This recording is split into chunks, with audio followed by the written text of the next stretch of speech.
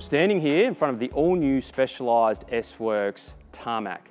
Now this is the upgraded version from the SL5 to the SL6, and with upgrades comes a whole bunch of new features we're hearing from Specialized, such as it's more aerodynamic, it's lighter, and it's faster.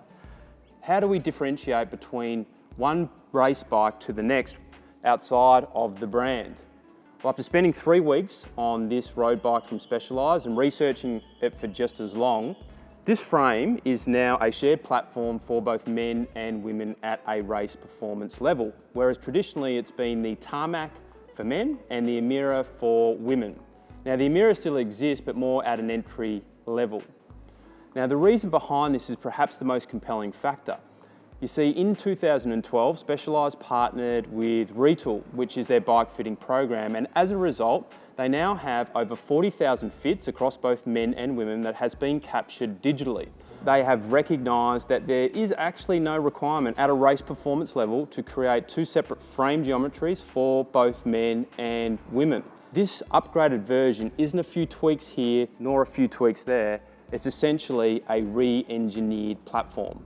Now for me, the first thing that I noticed when I looked at this bike is there was a lot less. It's more aerodynamic, it's narrower, and it's lighter.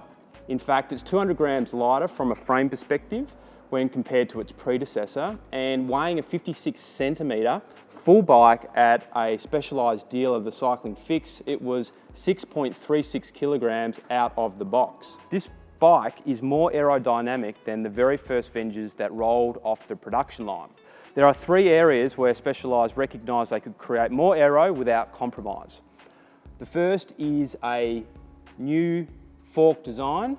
The second is D-shaped seat post here, and the third was a drop seat stay with more aero tubing.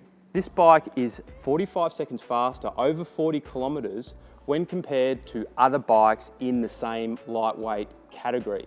Now for me, the 3 things that I noticed were, 1, when I was riding in a bunch, I was feathering on the brakes a lot more than I typically would, because the bike's ability to glide through the air was very, very pronounced. Secondly, when I hit the front of a rolling turns bunch, I felt less impact from the wind.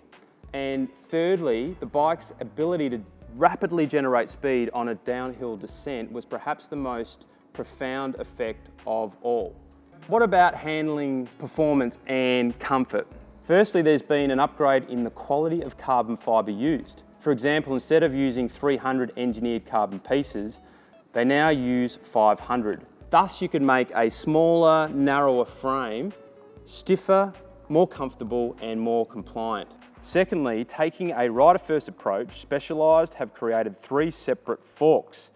Same design, but the steer tube tapers differently, as well as the legs have different dimensions depending on the frame size, ultimately meaning a more bespoke geometry for riders of different sizes. This all-new Tarmac comes with Shimano Dura-Ace 11-speed Di2, direct mount brakes which enable greater tyre clearance of up to 30 millimetres and greater braking power, in addition to new Rovell CLX50 carbon clinchers which bolster the aerodynamic credentials of this bike. Lastly, the cockpit area is a Specialized S-Works blend. Overall, in my mind, this bike has defied the odds, particularly when I compare it to its predecessor, the SL5, which was an elite racing machine in its very own right. This bike accelerates faster, it glides through the wind with more precision, it corners with eloquent aggression, while its climbing prowess continues to grow, all while improving comfort and handling performance.